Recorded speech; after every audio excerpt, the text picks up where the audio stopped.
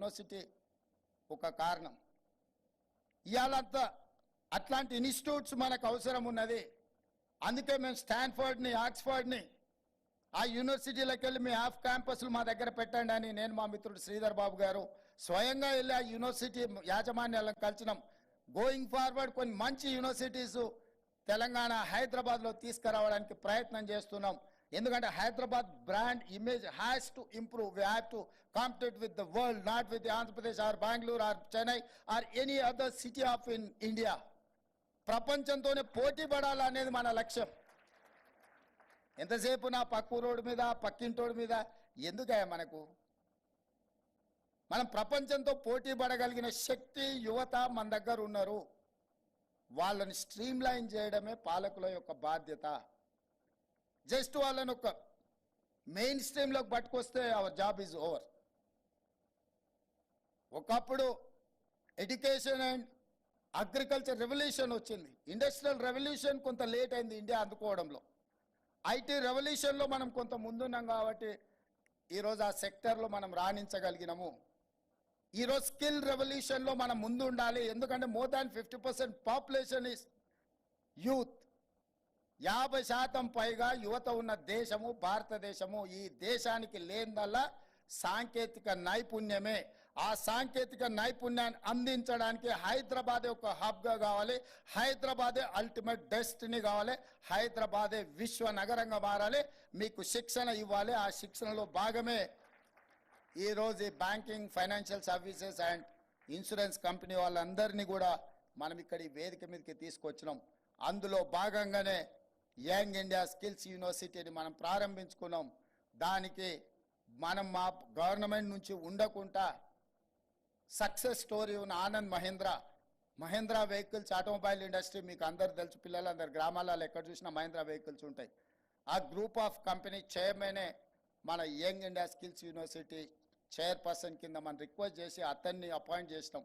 ఆ బోర్డులో డైరెక్టర్స్ అందరు కూడా రెడ్డి ల్యాబ్స్ నుంచి, అదానీ గ్రూప్స్ నుంచి, బిఎఫ్ఎస్ఐ నుంచి రకరకాల సక్సెస్ స్టోరీ ఉన్న కంపెనీల యజమానులనే ఆ యూనివర్సిటీ బోర్డులో డైరెక్టర్స్గా పెట్టినాము. రాష్ట్ర ప్రభుత్వం కేవలం ఫెసిలిటేటర్గా మాత్రమే ఉండదలుచుకున్నది.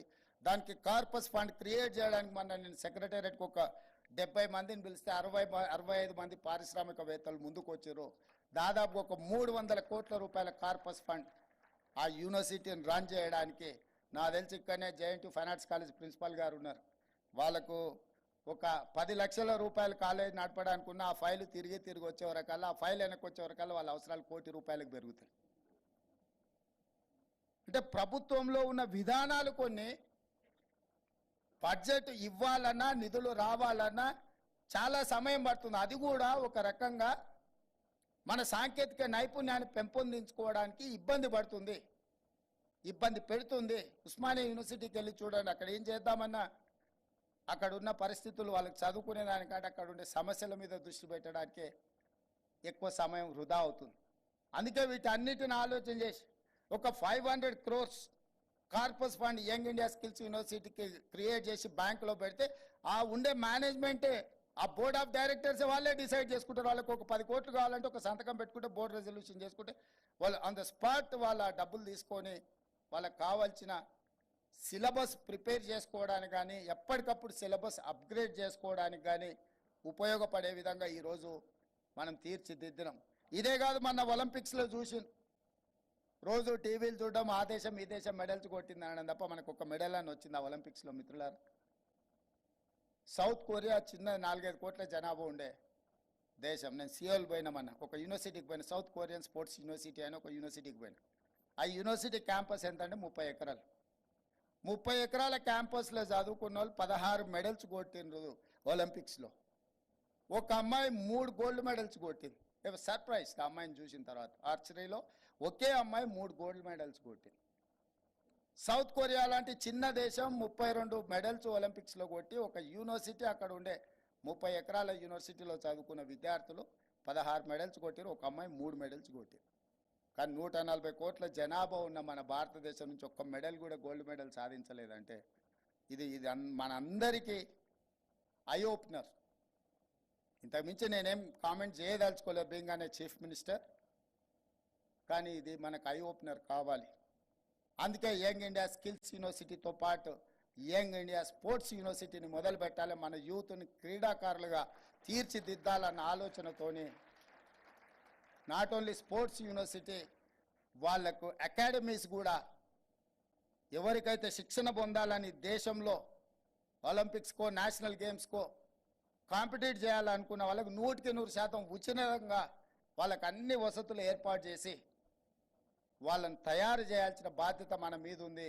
రాబోయే 1 ఇయర్లో యంగ్ ఇండియా స్పోర్ట్స్ యూనివర్సిటీతో పాటు యంగ్ ఇండియా అకాడమీని స్టార్ట్ చేసి ఒక గోపీచంద్ అకాడమీలో నుంచి చాలామంది మెడల్స్ సాధించారు. ఒక ఇండివిజువల్, ఒక పర్సన్ అతను అంత చేయగలిగినప్పుడు రాష్ట్ర ప్రభుత్వం మన దగ్గర ఎంత శక్తి ఉంది, కాకపోతే మనకు ఫోకస్ లేదు. అందుకే ఈ ప్రభుత్వం ఆ దిశగా యువతను దృష్టిలో పెట్టుకొని ఓల్డేజ్ పెన్షన్స్ ఇవ్వడం, షాదీ ముబారక్, కళ్యాణ లక్ష్మి చెక్కులు ఇవ్వడం, ఇదంతా పార్ట్ ఆఫ్ వెల్ఫేర్. అదేం పెద్ద గొప్ప విషయం కాదు. పోయిన ముఖ్యమంత్రి 1000 ఇస్తే నేను వచ్చినాక 2000 ఇచ్చిన, ఇంకొక ఆయన వస్తే 4000 ఇస్తాడు. షాదీ ముబారక్, కళ్యాణ లక్ష్మిలో అంతకుముందు 1,00,000 ఇస్తే వచ్చేసారి 2 లక్షలు ఇస్తాం. ఇదేం పెద్ద ఇన్నోవేటివ్ థింకింగ్ ఏం కాదు. ఓరు ఇందిరామ ఇల్లు అనొచ్చు, ఇంకొక ఆయన డబుల్ బెడ్రూమ్ ఇల్లు అనొచ్చు. ఏముంది దీంట్లో? ఇది కాదు యాక్చువల్గా గవర్నమెంట్ ఫోకస్ పెట్టాల్సిందే. Any government, state or central or whatever it is, స్కిల్స్ని ఇంప్రూవ్ చేయాల్సిన అవసరం ఉంది. యూత్కి ఎంప్లాయ్మెంట్ క్రియేట్ చేయాల్సిన అవసరం ఉంది. యూత్ని ఎంపవర్ చేయాల్సిన అవసరం ఉంది. యూత్కి ఒక డైరెక్షన్ ఇవ్వాల్సిన అవసరం ఉంది. ఆ కార్యక్రమాన్ని తెలంగాణ రాష్ట్ర ప్రభుత్వం తీసుకుంటుందని మీకు నేను మాట ఇస్తున్నా. నమ్మకంగా ఈ ప్రభుత్వం తీసుకుంటున్న కార్యక్రమాలను ముందుకు తీసుకెళ్ళండి. తెలంగాణ యువతను తీర్చిదిద్దడంలో మా రాష్ట్ర